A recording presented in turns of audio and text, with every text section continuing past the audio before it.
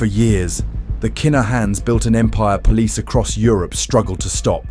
While rival gangs fought over streets, they moved drugs across countries.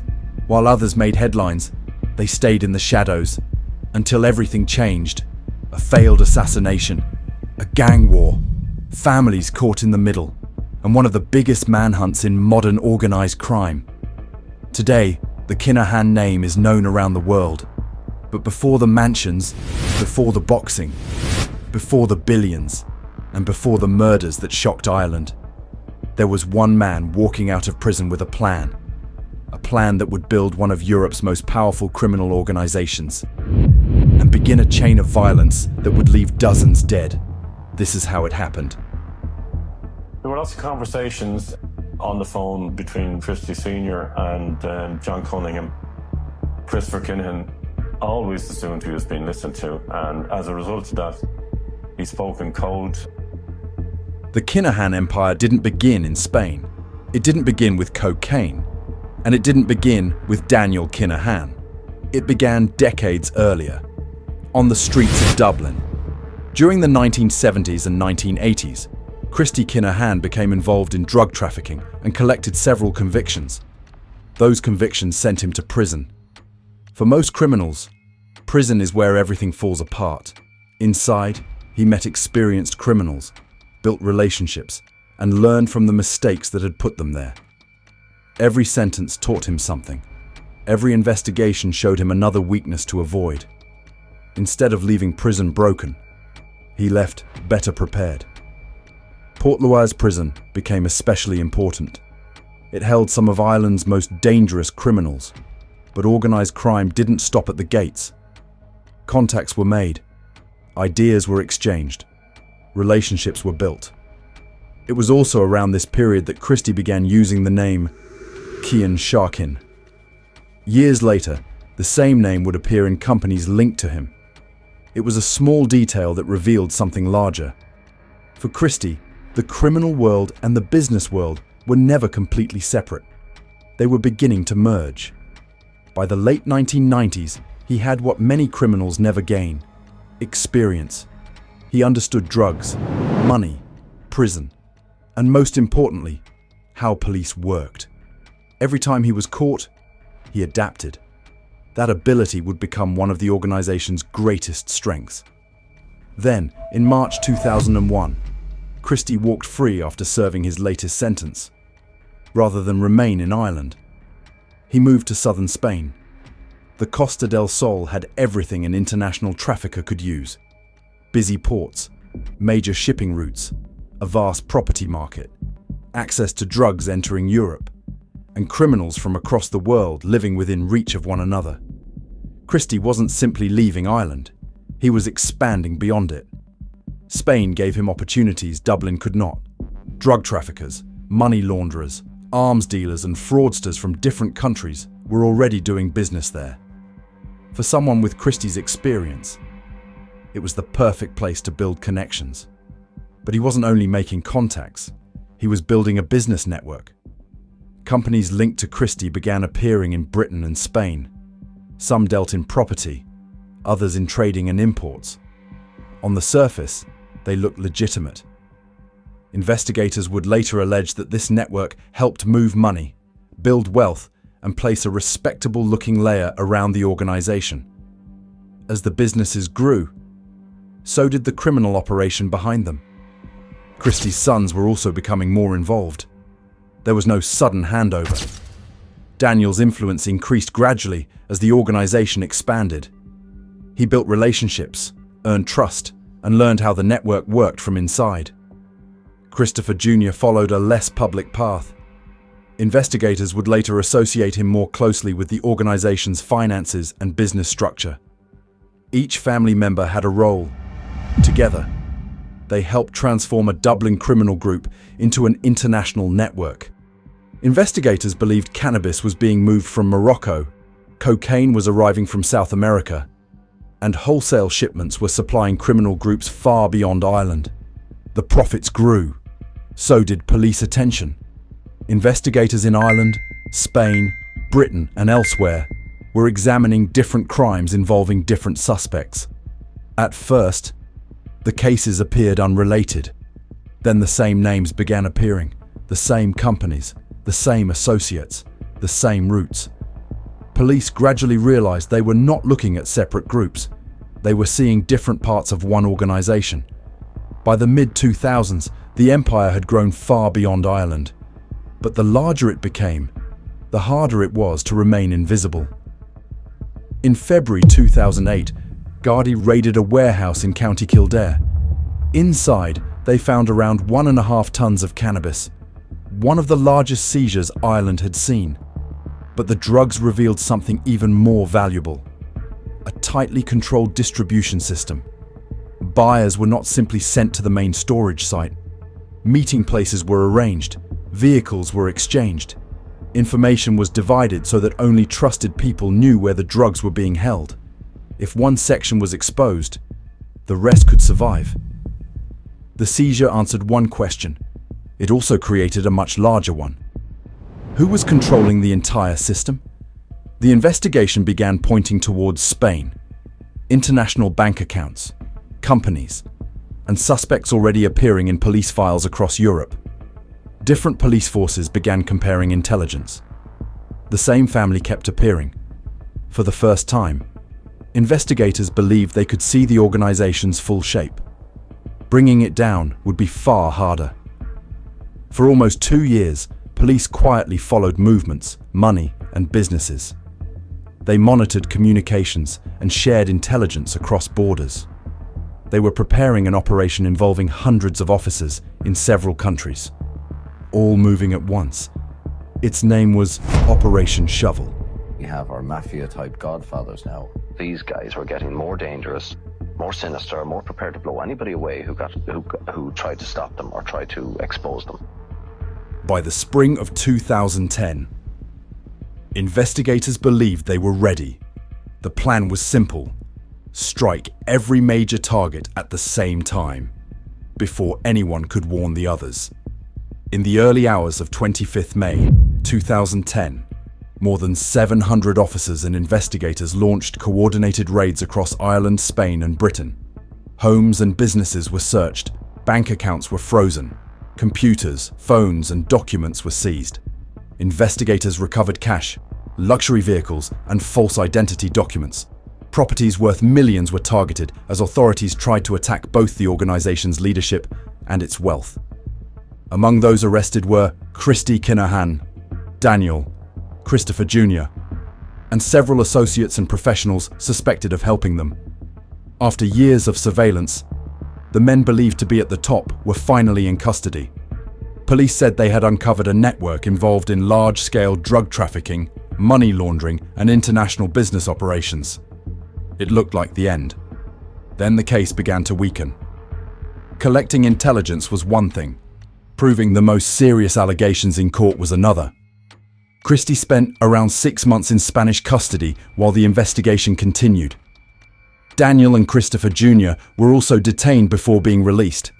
Despite the scale of the raids, Operation Shovel failed to remove the family's leadership permanently. Hundreds of officers had exposed the empire.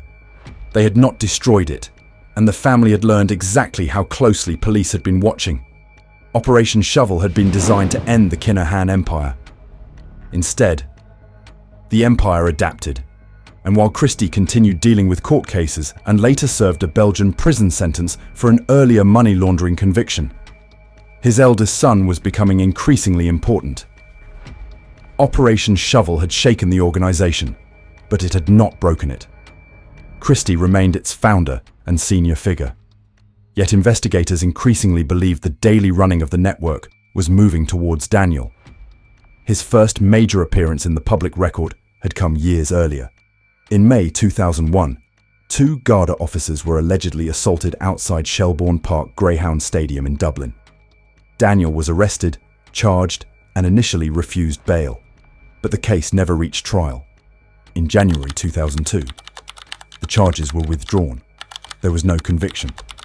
It became a pattern that would follow him for years.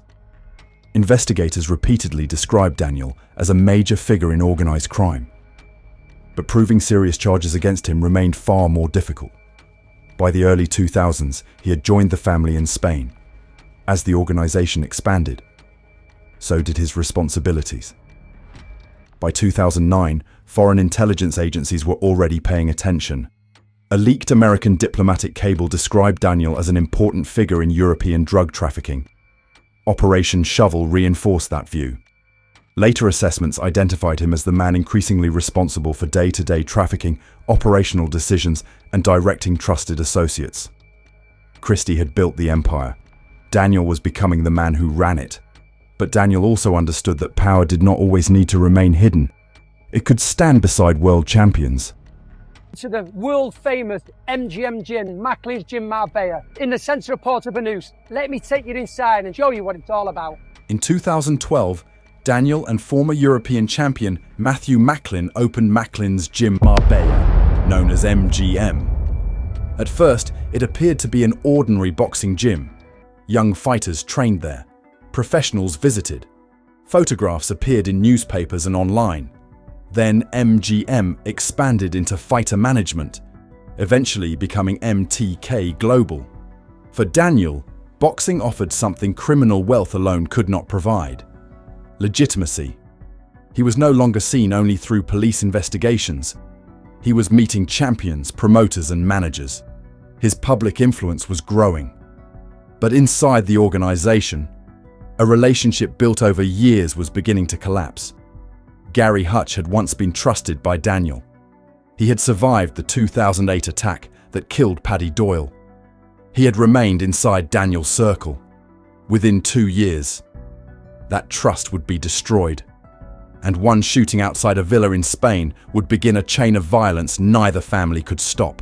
There's two theories in relation to why this falling out happened. There has been, I suppose, some reports that the cartel had considered him a Garda informer. There's probably more weight on the theory that Gary had in fact been stealing money from the cartel. Gary Hutch was not an outsider challenging the Kinahans. He was already inside the organization. He and Daniel had worked together in Spain, moved through the same circles, and built a relationship based on trust. Investigators believe everything changed after Gary Hutch was accused of stealing millions from the Kinahan organization. The Kinahan side also believed he was passing information to police. At the same time, Gary believed Daniel Kinahan intended to have him killed because of these allegations. He decided to strike first, but the plan failed. On the night of 3rd August 2014, Daniel and former boxing champion Jamie Moore attended the same gathering near Marbella. They returned to Daniel's villa separately. Daniel arrived first, entering through a side entrance. Moore arrived shortly afterwards by taxi and walked towards the front gate. A masked gunman was waiting. 5 shots were fired.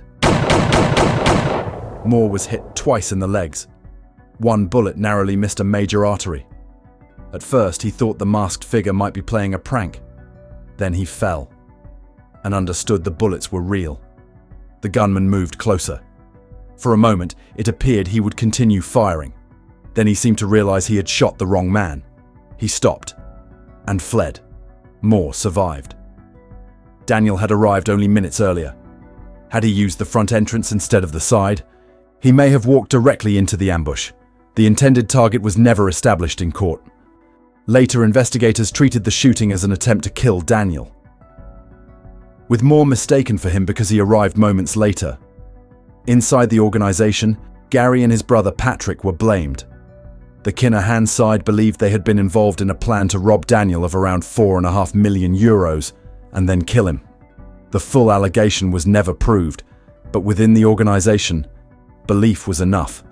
Gary was no longer viewed as a trusted associate. He was seen as a traitor. 12 days after the Moore shooting, Patrick Hutch Jr. arrived at Dublin's Mater Hospital with a bullet wound to his leg. He refused to explain what had happened. No one was convicted. But the attack was understood as punishment for the failed plot in Spain. He blamed Patrick Hutch Jr., who's a brother of Gary Hutch, for being the trigger man on the night. His insistence was that that fella must turn up, put himself forward to be punished. And he had to present himself to Daniel to be shot in the legs. And that's what Daniel did. Investigators identified Daniel as the man believed to have carried it out. The shooting could have started an immediate war. Instead, both families tried to prevent one. Jerry Hutch traveled to Spain for negotiations. The reported agreement was brutal. Around €200,000 would be paid. Patrick would accept the punishment shooting. Gary would leave the organization and the drugs trade. In return, he would be allowed to live. For a time, the settlement appeared to hold. The money was reportedly paid. Patrick had been punished. Gary left Spain. His friendship with Daniel was over. But Gary believed his life had been spared. Eventually, trusting the agreement, he returned to the Costa del Sol. The friendship was finished. The danger was not. Good afternoon. Spanish police are searching for a gunman who shot dead an Irishman at an apartment complex near Marbella. The victim has been named as Gary Hutch, a convicted armed robber from Dublin.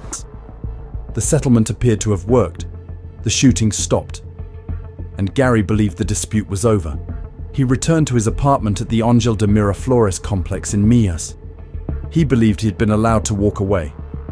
He was wrong. On the morning of 24th September 2015, a stolen BMW X3 arrived near the complex. Spanish prosecutors said the attack team reached the area at around 8 o'clock. One man remained with the vehicle. Another entered the gated complex carrying 2 handguns. For almost 2 hours, he waited.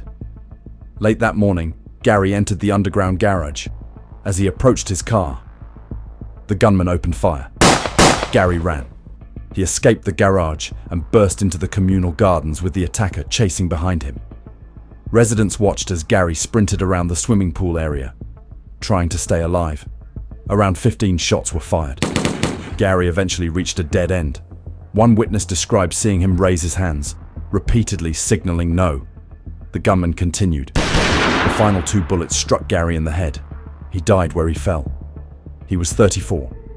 The shooter escaped in the waiting BMW, which was later set on fire, but the flames failed to destroy everything. Investigators recovered DNA from a baseball cap inside the vehicle. It linked James Quinn to the operation. Quinn was convicted in Spain as a necessary participant in Gary's murder and sentenced to 22 years in prison. The masked gunman who chased Gary through the complex and fired the fatal shots has never been publicly identified in court. The peace agreement had failed.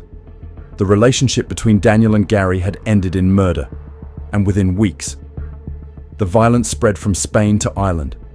Gary's death did not settle the dispute. It began the war. The Hutch family let it be known that they did not want to get involved in any reprisals. Gary Hutch, his mother, actually gave a speech at his funeral saying that she did not want any family ever to go through the pain that she was going through. 15 days after Gary's murder, his brother Derek Hutch was attacked inside Mountjoy prison. On 9th October 2015, Derek was badly beaten and required hospital treatment. Gary was dead. Now another member of the family had been reached behind prison walls. 2 months later, Derek was targeted again. On the 11th of December, he was stabbed during a second assault. Only the intervention of other prisoners prevented the attack from becoming even worse. In just over 8 weeks, Derek had survived 2 serious attacks. The message was clear. Members of the Hutch family could be reached anywhere, on the streets, abroad, or inside prison. There were reported attempts to arrange another meeting between the 2 sides. Nothing came of them. Too much trust had been destroyed. Then, on New Year's Eve, the feud came close to claiming its biggest target yet. Jerry Hutch was in Mulligan's Irish pub in Lanzarote, shortly before armed men entered looking for him. He left. When the gunmen arrived, their target was gone. Jerry survived because of timing. A few minutes later, and the story might have ended differently. By early 2016, Gary had been murdered, Derek had been attacked twice, and Jerry had narrowly escaped assassination. Each operation was becoming more ambitious. 2 gunmen coming in. It's been reported I left out the back door. No back door in this pub. I stayed in the pub. I hid in the pub and I went into the toilet and back out. One of them was blind as a bat. He wears heavy glasses and he couldn't see with the glasses off. He took his glasses off as a disguise. The next target would be Daniel, and the attack would take place in broad daylight, inside a Dublin hotel filled with boxers, journalists, and members of the public.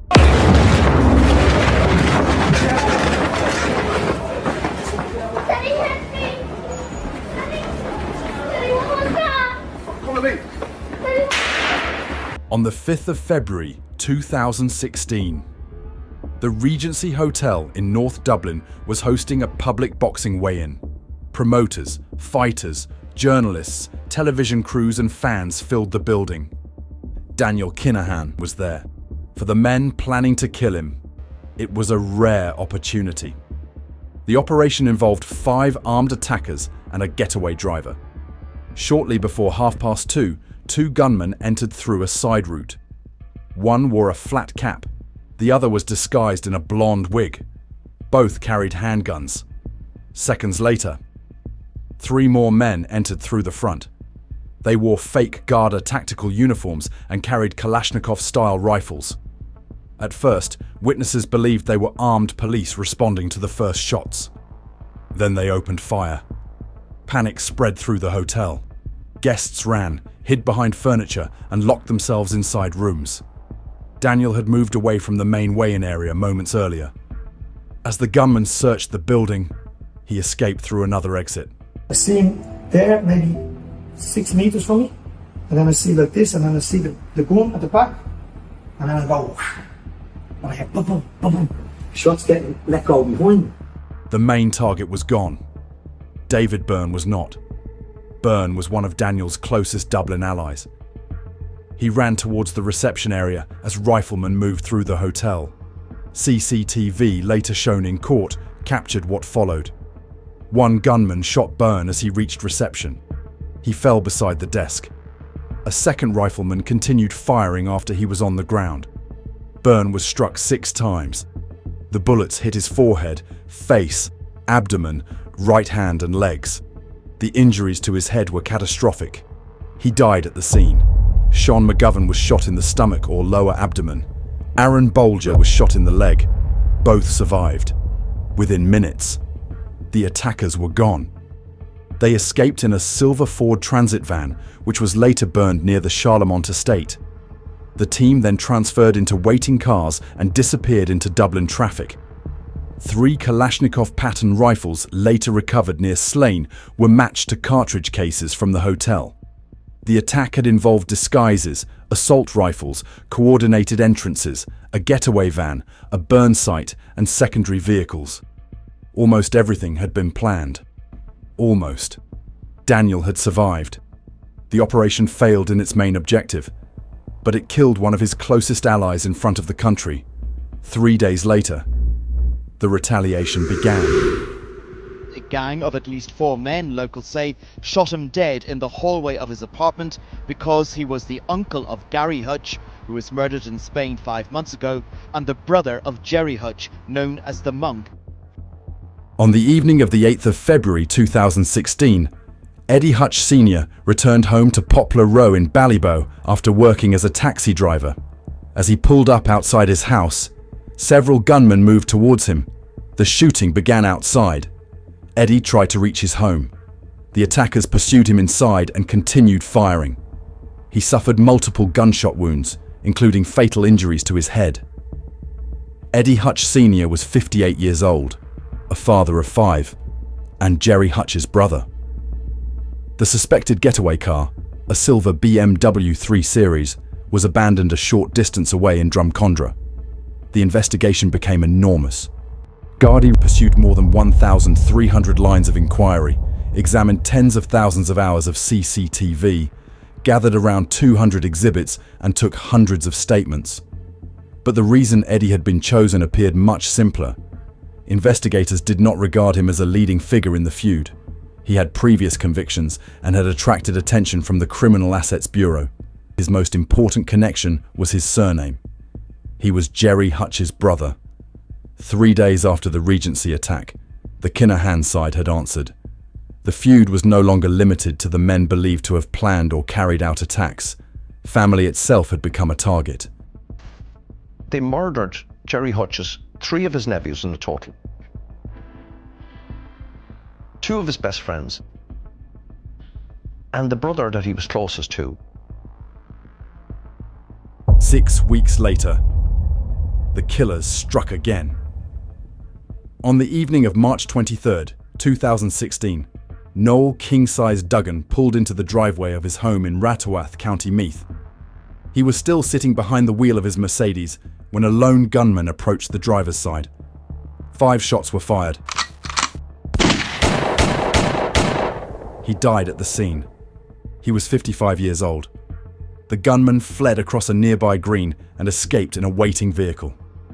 Burned-out getaway cars were later discovered nearby, including a BMW believed to have been used in the operation. Investigators believed Duggan had been watched. His routine had been learned. The killers knew when he would return home. To the public, he was another name in a growing list. Inside Dublin's criminal underworld, he was one of Gerry Hutch's oldest friends. Known as King-Size because of his involvement in large-scale cigarette smuggling, he was not regarded as a major figure in the drugs trade. Investigators believed he had been targeted because of his loyalty to Gerry. First Gary Hutch, then Eddie Hutch, now one of Gerry's closest friends. The campaign was widening, and only weeks later, it would claim a man detectives believed had never been the intended target. Looking out their windows, residents in Dublin's Sheriff Street area watch as Gardaí examine the scene of the latest gangland killing in the city. But yesterday's bloodshed was a case of mistaken identity. The victim, an innocent man in the wrong place at the wrong time, has been named locally as Martin O'Rourke. By the spring of 2016, the feud had already claimed lives on both sides. But what happened next changed everything. Investigators believed the victims had all been deliberately chosen because of their connections to the Hutch or Kinahan organizations. That was about to change. On April 14th, 2016, Martin O'Rourke arrived outside Nocta's pub on Sheriff Street in Dublin. He was 24 years old, a father of 3. Without warning, a gunman arrived on a bicycle. As the intended target ran for his life, the gunman opened fire. Martin O'Rourke was caught in the crossfire and struck in the head. Despite desperate efforts to save him, he died from his injuries. The killer escaped within seconds. For investigators, the immediate question wasn't who had pulled the trigger. It was why Martin O'Rourke had been targeted. As the investigation developed, they believed the gunman had been looking for someone else connected to the feud. Martin O'Rourke had simply been in the wrong place, at the wrong time. It marked a dangerous turning point. The carefully selected targets of the early feud were giving way to mistakes, misidentifications, and innocent lives caught in the middle. When heavily armed gangs hunt rivals in public places, mistakes become inevitable, and every mistake carries a human cost. The violence was no longer contained within the criminal underworld. Only 11 days later, the gunman struck again. This time, their target was a man investigators believed had helped organize the Regency Hotel attack, Michael Barr. Michael Barr was not a Hutch, but was very much in the Hutch camp. A dissident Republican, the word in the street was that he'd helped to source the AK-47s used in the Regency Hotel attack. The message was clear. Anyone, anywhere, with any link to the Hutches was a target.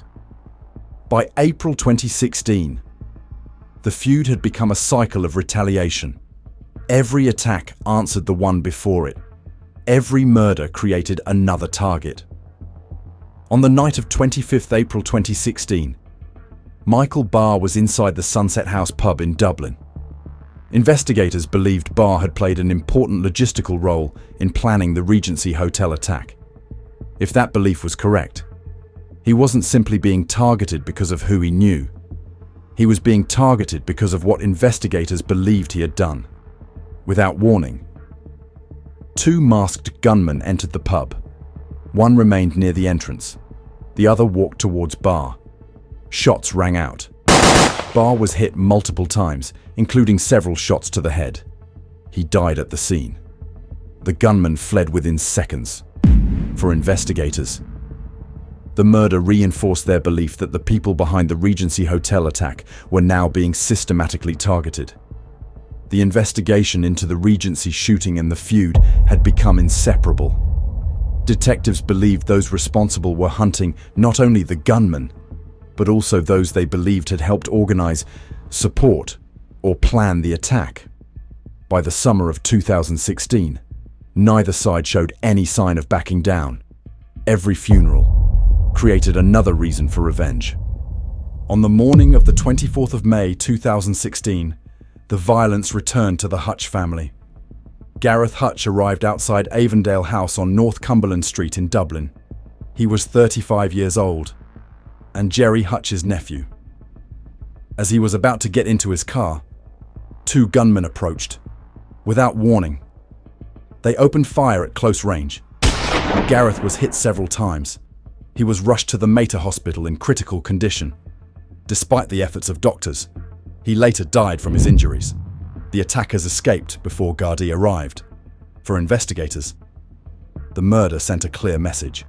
The feud was no longer focused solely on those believed to have taken part in attacks. Investigators believed Gareth had been targeted primarily because of his family connection. By now, the difference between active participants, associates, and relatives had become dangerously blurred. The campaign was no longer aimed only at men believed to have carried out attacks. Being part of the Hutch family could be enough. By the end of May, there were 7 bodies, 6 of them executed in just 4 months, shot down callously in broad daylight in our capital city. The question now was, what were the authorities going to do about it? On July 1st, 2016, David Douglas opened his family business on Bridgefoot Street. He was 54 years old. He had a criminal past. But by then, he was running a shop with his wife. Shortly after opening, a gunman approached. Multiple shots were fired at close range. Douglas collapsed outside the premises. He died a short time later. Investigators believed his murder, like an earlier attempt on his life, was connected to the growing feud. Members of the Kinahan organization believed Douglas had been involved in a failed attempt to target one of their own. Whether that belief was true or not may never be known, but investigators believe the suspicion itself may have sealed his fate. Rumor, suspicion, association had become enough to get someone killed. The cycle of retaliation was becoming impossible to control. By the end of 2016, the feud had claimed family members, friends, and men investigators believed were central to both organizations. And it wasn't long before it claimed another long-time associate of Jerry Hutch. He said, "Look, your dad's been shot," and I was like, I laughed, I actually laughed, and I said, "No, who would want to kill my dad? He's a 62-year-old man, no, you must be confused." They didn't just say, "Right, we'll go out and kill Niall Kieran." They had it all the time. They'd watched him for 9 months. Why Christmas? On the evening of the 22nd of December, 2016, Noel Kerwin returned to his home in Clondalkin, West Dublin. He had just driven into the driveway. His partner was sitting beside him in the front passenger seat. Before either of them could get out, a gunman approached the driver's side of the car. Without warning, the attacker opened fire. Kerwin was struck multiple times at close range. His partner escaped unharmed. Neighbors rushed to help as the gunman fled the scene. Paramedics arrived within minutes. But Noel Kerwin's injuries were too severe. He died shortly afterwards. He was 62 years old. Hidden inside the investigation was an important detail that many people overlook. Kerwin had been close to Jerry Hutch for years. Investigators believed that relationship, not a single recent act, made him a target. By now, the feud had changed completely. The attacks were no longer only about the people who had pulled triggers or planned operations. Investigators believed the net had widened to include trusted friends, long-time associates, and anyone considered important to the rival side. For detectives, the timing was also significant. It was just 3 days before Christmas, a period when most families were preparing to celebrate together. Instead, another family was arranging a funeral. The psychological impact was enormous. No place felt safe. Not outside a pub, not in prison, not at home, and not even days before Christmas. With every passing month, the list of victims continued to grow, and as 2017 began, the feud entered another phase. The shootings continued, but so did something else.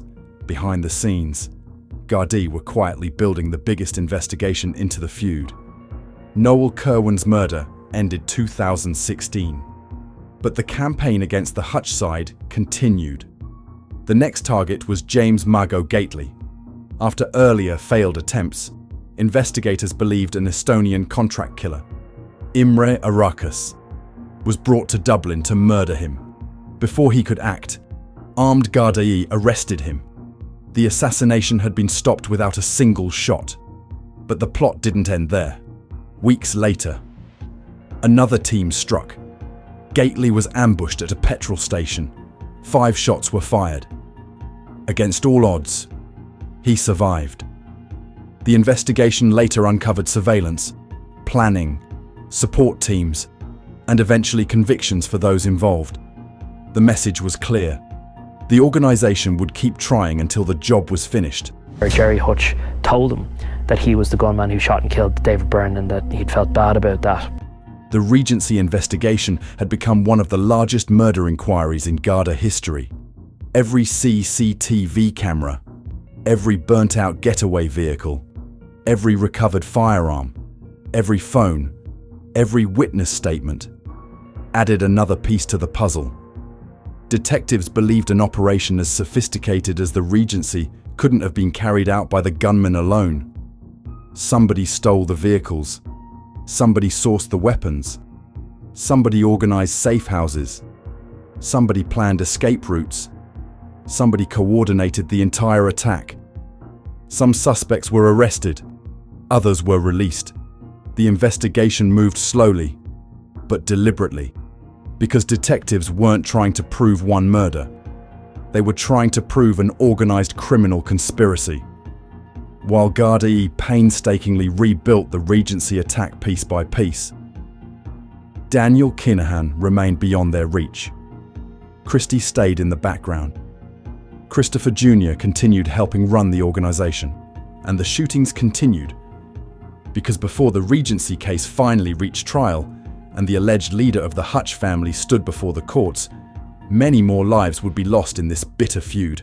People who were very closely connected to David Byrne took his murder very personally, and they were out for blood, and they called for that.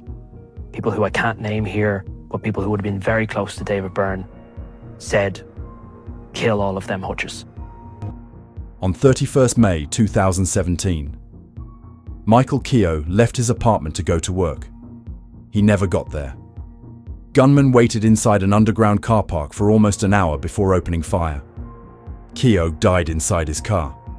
The attackers escaped before burning their getaway vehicle nearby. Investigators recovered crucial forensic evidence from the burnt-out car, including a firearm believed to have been used in the murder. Despite arrests years later, nobody has been convicted of killing Michael Keogh. For detectives, the murder confirmed the feud had changed. The attacks were less frequent, but no less calculated. Michael Keogh's murder was followed by months of silence, but the silence didn't bring peace. It brought uncertainty. Targets disappeared, meetings became smaller, trusted associates changed routines. Nobody knew who would be next, or when. Behind the scenes, Gardaí continued building the biggest investigation of the feud. Every recovered weapon, every CCTV recording, every forensic examination strengthened the growing intelligence picture. Then, on October 28, 2017, the silence ended. The 24-year-old father of one, who was living in Artane, was walking with a group of friends after leaving a local pub when he was shot twice in the head. He was pronounced dead at the scene. Jamie Tig Ennis had spent the evening with friends in Coolock, North Dublin, at around 2:20 a.m. As the group stood talking on Moatview Avenue, a gunman walked towards them. There was no argument, no warning. The attacker raised a handgun and fired. Jamie was shot twice in the head. He collapsed instantly. His friends could do nothing to save him. He was pronounced dead at the scene. He was just 24 years old. The killer escaped in a black Audi A3. A short time later, the vehicle was found abandoned and partially burned in Finglas. It was another familiar hallmark of the feud. Steal a car, use it in the attack, destroy it before investigators could recover evidence. But by now, Garda detectives had investigated enough of these murders to understand the pattern. Even burned vehicles could reveal valuable clues. DNA, CCTV, phone data, vehicle movements. Every attack left another trail, another hidden detail. Jamie's murder was never viewed in isolation. Investigators examined whether it formed part of the wider Hutch-Kinahan feud while also exploring other criminal disputes surrounding him. The investigation continued for years, leading to further arrests and charges linked to the organization behind the killing. The war wasn't over, but something was beginning to change. The investigations were becoming stronger. Every murder, no matter how carefully planned, created more evidence. And as 2017 drew to a close, detectives were preparing to turn years of investigation into criminal prosecutions. By the beginning of 2018, the feud had entered its third year. The violence hadn't stopped. On January 20th, 2018, Derek Coakley Hutch drove to Clover Hill Prison. He had visited his brother, Nathan, after leaving the prison. He returned to the nearby Bridgeview halting site with two other men.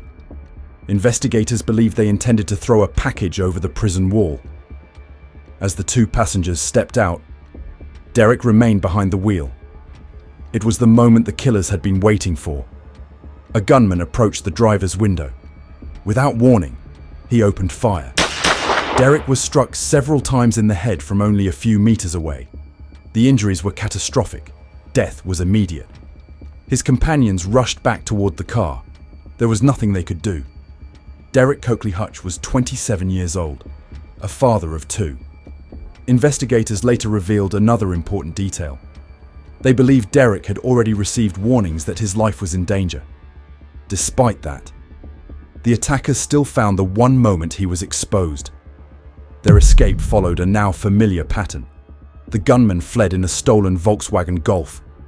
Investigators soon established the killers had transferred into a second getaway vehicle, a Toyota Avensis, which was also abandoned and set on fire later that evening. The use of multiple escape vehicles highlighted just how carefully the operation had been planned. Detectives gathered CCTV from roads across the area, recovered forensic evidence from both burned vehicles, and examined every cartridge case, fingerprint, and trace of DNA. More than 400 lines of inquiry were eventually pursued. Despite years of investigation, nobody has been convicted of Derek's murder. For the Hutch family, it was another devastating loss. For investigators, it was further proof the feud remained active. And while the shootings continued in Dublin, attention was increasingly turning towards the man many believe sat at the center of the organization. In 2016, Daniel Kinahan moved to Dubai. 2 years later, MTK moved its headquarters here too. The Irish police think the Kinahan family are now running their drug cartel from Dubai. Daniel Kinahan had learned from the Regency Hotel attack. The days of public appearances, boxing weigh-ins, and moving freely through Spain were over. Investigators believed his life had changed completely. Every journey was planned, every meeting carefully controlled. Trusted associates created layers of protection between Daniel and almost everyone else. Another hidden detail. Detectives increasingly believed he rarely needed to give instructions face to face. The organization had evolved.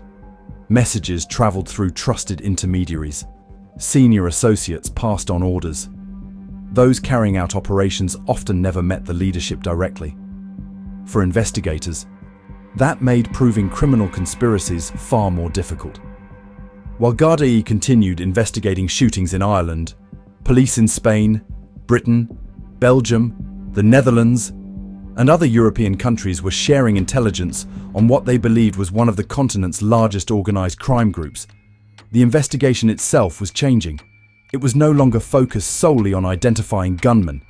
Detectives wanted to understand the organization behind them, how drugs moved across Europe, how money was laundered, who controlled the finances, and who ultimately gave the orders. For Daniel, life had become a contradiction. He was one of the best-known names in organized crime, yet investigators believed he had also become one of its hardest men to reach. The Regency attack hadn't killed him, but it had fundamentally changed the way he lived. The empire was still operating.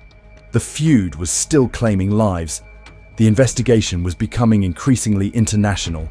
Neither side fully realized it yet, but the pressure building through cooperation between law enforcement agencies across Europe would eventually become just as dangerous as the gunmen waiting on the streets.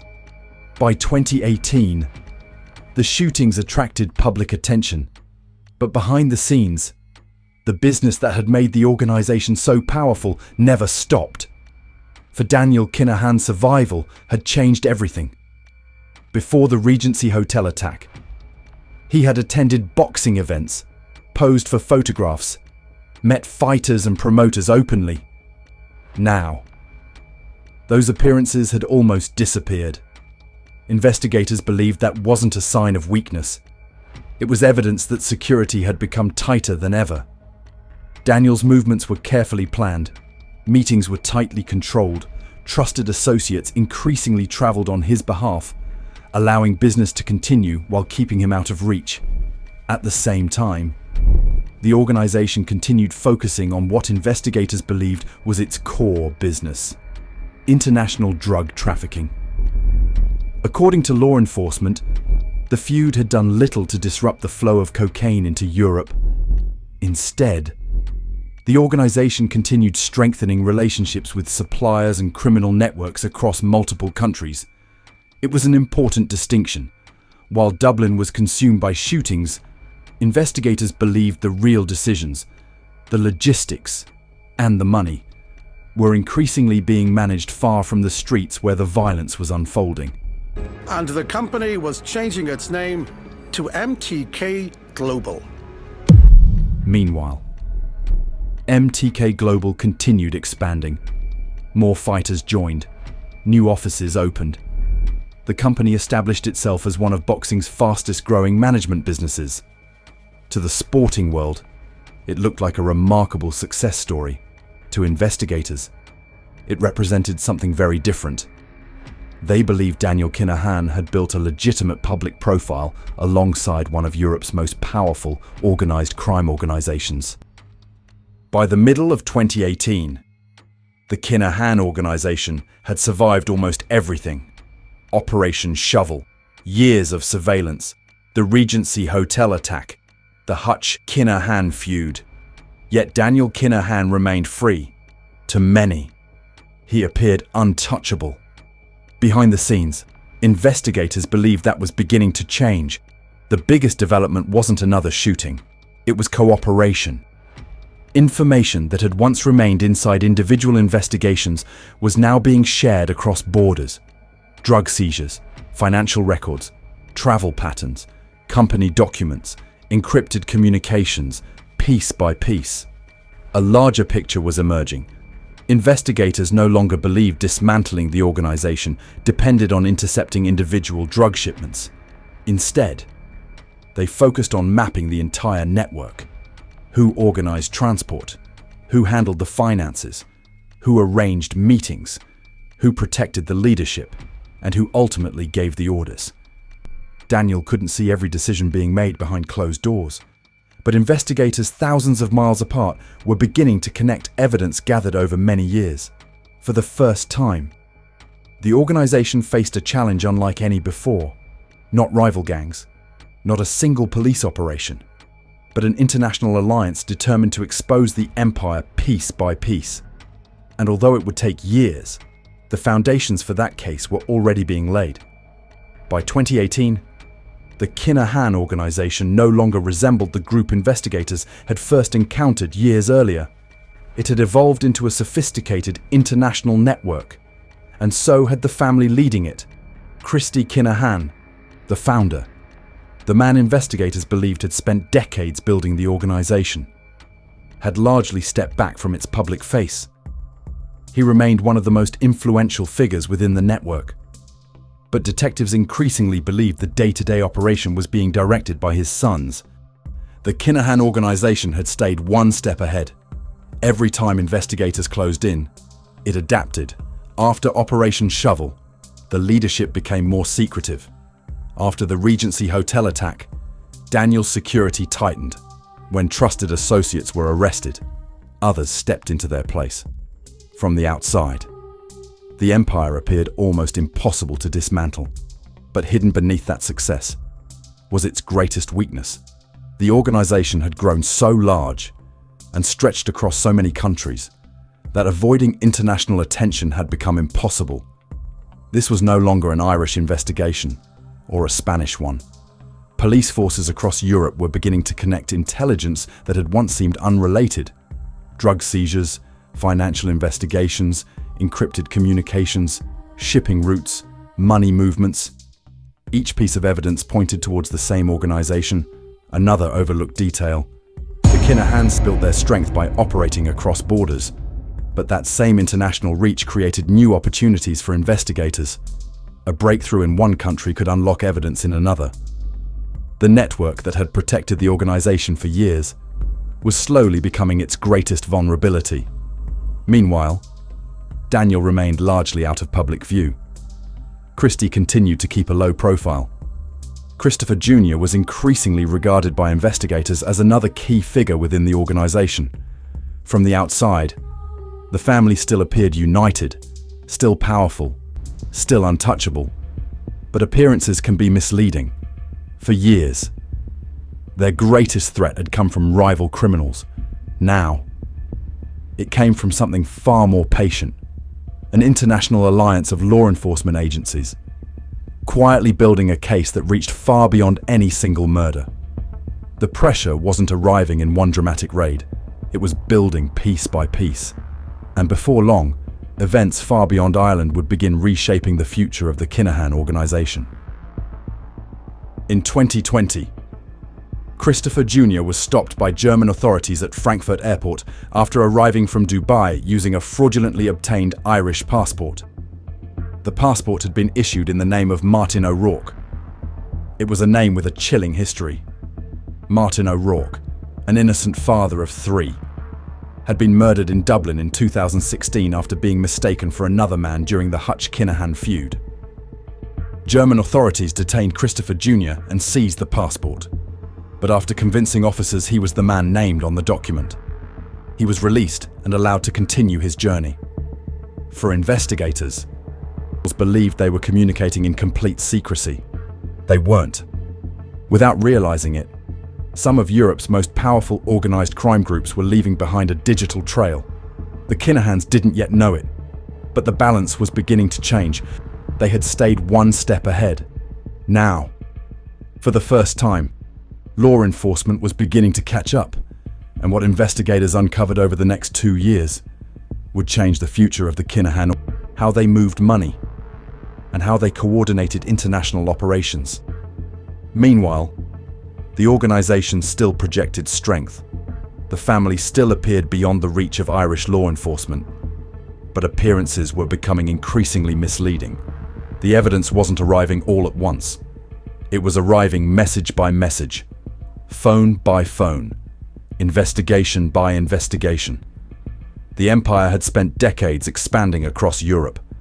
Now, European investigators were slowly piecing that empire back together, and although the Kinahans couldn't yet see the full picture, the next 2 years would bring the greatest international pressure the family had ever faced. They all, moved away from Amsterdam into Spain and then later on into Dubai. They evolved from local players to this really big international business, what, is now known as the super cartel. The encrypted phones had given investigators a new way into Europe's criminal networks. But in 2021, Daniel Kinahan was facing pressure somewhere far more public: professional boxing. Daniel had insisted his work in the sport was separate from the criminal organization investigators linked him to. MTK Global had also maintained that he was no longer involved with the company he helped create, but Daniel had never truly disappeared from boxing. In February 2021, he publicly confirmed he was still advising fighters. The admission came at the worst possible moment. A major BBC investigation was examining his influence within the sport, the fighters around him, and the contrast between the successful boxing advisor seen in Dubai and the man Irish courts and law enforcement had identified as a senior figure in organised crime. The programme brought Daniel's name into homes far beyond Ireland. Viewers who knew nothing about the feud, Operation Shovel, or the Kinahan organisation were suddenly being shown how deeply he had become involved in professional boxing. Then came another disturbing detail. Members of the BBC team involved in the investigation received threats. Security around the journalist was increased. The story was no longer simply about boxing. It was about the risks faced by those who examined Daniel's influence too closely. Yet Daniel did not retreat. He continued advising fighters, speaking publicly, and presenting himself as a legitimate businessman who had never been convicted of the major organised crime offences linked to his name. That contrast had always been one of his greatest protections. To investigators, he was the operational leader of an international organised crime group. To parts of the boxing world, he remained a trusted advisor, capable of arranging some of the biggest fights in the sport. And MTK's ambitions were still growing. Promoters knew him. Champions spoke to him. Some of boxing's biggest fights had his fingerprints all over them. It had taken years to build, only days to begin falling apart. As governments and investigators increased their focus on the Kinahan organisation, the boxing world found itself under the spotlight. Questions that had been avoided for years could no longer be ignored. Promoters were asked who they worked with. Managers were forced to explain their relationships. Broadcasters came under pressure. Fighters suddenly found themselves answering questions that had nothing to do with boxing. Companies began asking a simple question. Could they afford to remain associated with Daniel Kinahan, for Christie, and Christopher Jr.? The consequences reached far beyond boxing. Banks, businesses, and international partners were becoming increasingly cautious. The Kinahan name itself was becoming a liability. Then, everything accelerated. One promoter after another began distancing themselves. Business relationships that had taken years to build started disappearing within days. We had a situation last week when the US authorities announced that Daniel Kinahan was sanctioned. What was your relationship with him, and what's your relationship going to be going forward? I've just had a million questions about all this rubbish before, but like I said to them, it's none of my business, and I don't get involved in other people's business, so it doesn't really concern me. The Kinahans had survived for more than 20 years. Raids, gang wars, international investigations. Nothing had truly isolated the family. Then, on April 12th, 2022, everything changed. Inside Dublin's City Hall, journalists from across Ireland and around the world gathered. Most expected another organised crime press conference. What they witnessed was something completely different. Standing beside senior Garda officers were representatives of the United States government. The message was clear. The Kinahan organisation was no longer being treated as Ireland's problem. It had become an international one. For the first time, Christy Kinahan, Daniel Kinahan, and Christopher Jr. were publicly named together by the United States as the leaders of a major transnational organised crime group. Then came the announcement that stunned everyone. A reward of up to $5 million for information leading to the arrest or conviction of each of the three men. Not $5 million altogether. $5 million for Christy, $5 million for Daniel, $5 million for Christopher Jr., $15 million in total. The United States didn't simply announce sanctions. Officials released extraordinary detail about the organization. Businesses, associates, aliases, addresses, companies investigators believed were connected to the family. It was a message to the world. The impact was immediate. Banks became cautious. Business partners stepped away.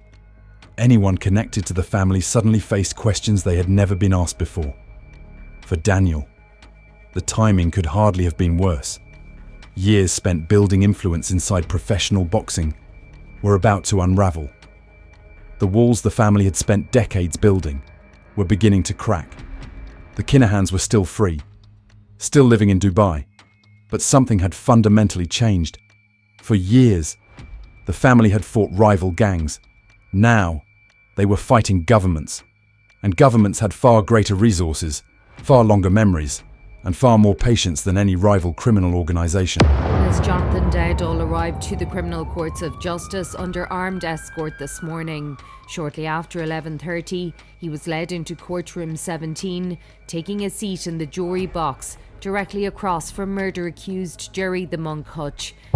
As the Kinahans faced the fallout from the $15 million bounty placed on their heads, the Regency Hotel attack from 2016 was finally catching up with their longtime rival, Jerry Hutch. In 2022, Jerry Hutch stood trial before Ireland's Special Criminal Court, charged with the murder of David Byrne during the Regency Hotel attack. The prosecution alleged Hutch was one of the gunmen involved in the attack. A key part of the prosecution's case relied on the evidence of Jonathan Dowdall, who told the court Jerry Hutch had admitted taking part in the shooting. The judges also heard CCTV evidence, phone records, forensic evidence, and testimony from multiple witnesses gathered during the investigation. After a trial lasting several months, the three-judge court retired to consider its verdict. Then, on the 17th of April 2023, Jerry Hutch was found not guilty of the murder of David Byrne. The court ruled that the prosecution had failed to prove its case beyond a reasonable doubt. The judges concluded they could not safely rely on Jonathan Dowdall's evidence without sufficient independent corroboration. But as Jerry Hutch walked free, the pressure on the Kinahans was only continuing to build. The sanctions were only the beginning. Within days, the fallout spread across the boxing world. MTK Global, one of the biggest management companies in professional boxing, announced it would cease operations. The company had represented world champions, promoted major events across the globe, and built one of boxing's largest management networks. Now, it was over. The sanctions didn't need to put the Kinahans behind bars to hurt them. They targeted something far more valuable: their ability to operate openly. For years, the family had been accused of hiding behind legitimate businesses. Now, those businesses were becoming liabilities instead of protection. Meanwhile, the investigation didn't stop. Irish detectives continued working alongside the DEA, the UK's National Crime Agency, Europol, and police forces across Europe. Financial investigators traced money, analysts mapped relationships, every new arrest of an associate, every seized encrypted device, and every international drug investigation added another piece to the picture investigators believed they had been building for years. None of the three had been arrested, but they were no longer operating in the shadows. Their names had become known around the world. The family that had once avoided publicity was now the subject of international headlines. For investigators, that visibility mattered, because every public appearance, every business connection, and every financial movement would now receive a level of scrutiny the family had never faced before. The Kinahans had spent decades building one of Europe's most powerful organised crime organisations. Now, the question was no longer whether investigators knew who they were. It was whether the pressure would ever be enough to bring them to justice. And after years of investigations, that question would finally begin to receive an answer. Daniel Kinahan, one of the leaders of an international organised crime group, has been arrested in the United Arab Emirates. Mr. Kinahan, who's in his 40s, was detained on foot of an arrest warrant issued by the Irish courts in relation to alleged serious organised crime offences. Dubai police said the arrest took place on the 15th of April. For over a decade, people had asked the same question. Would Daniel Kinahan ever be arrested? For a long time, the answer appeared to be no. Then, In April 2026, the moment many believed would never come finally arrived. Daniel Kinahan was arrested in Dubai. The man who had spent years staying one step ahead was finally in custody. It wasn't the end of the story, but it was the moment that proved no empire lasts forever. Daniel's arrest changed everything. For the first time, the Kinahan family had been split. Daniel, the man investigators believed had become the operational leader of the organization, was in custody in Dubai, fighting extradition back to Ireland. Investigations into both Christy and Christopher Jr. continue. Irish authorities have repeatedly made it clear that Daniel's arrest was not the end of the investigation. Their focus remains on the entire organization. Christy created it. Daniel expanded it. Christopher Jr. helped sustain it. For a long time, they appeared untouchable. But history has a way of changing. Whether Daniel is ultimately extradited, whether Christy or Christopher Jr. ever face charges, and whether the organization truly disappears, will be decided in the years ahead. But one thing is already certain. The Kinahans changed the face of organized crime in Ireland forever.